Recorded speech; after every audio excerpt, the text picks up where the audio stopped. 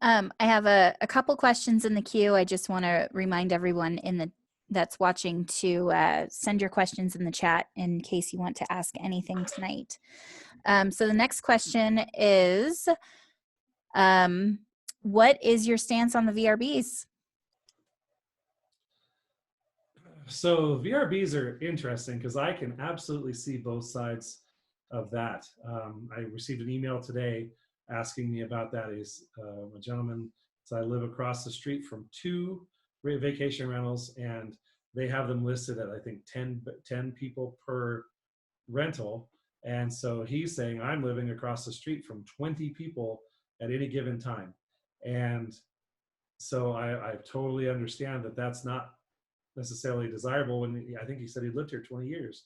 So I totally understand that could be a problem, and that's a possible nuisance.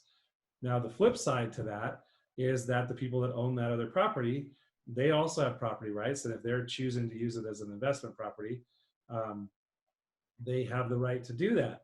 Now, the good thing about all of this is that Douglas County does have an ordinance where you have to get a permit to do that. And there are fees involved, and there are requirements that if you're having more than, if your rental is allows more than a certain number of occupants, you might have to put in fire sprinklers, and there's other commercial type regulations that you'd have to meet in this residence.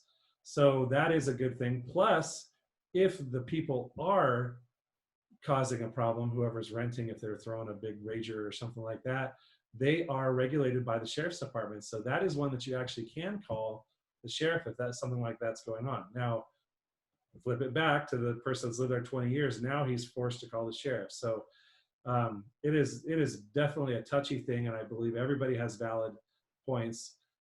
At this point, we do have a mechanism in place, and I know people don't like it that there might be a VRB right next to them, but right now there's no way to stop that, nor would I necessarily endorse stopping it because people have rights. It's kind of like being upset that somebody built behind you because they blocked your view. Well, there's no way to preserve a view. We don't have any view ordinance in Douglas County.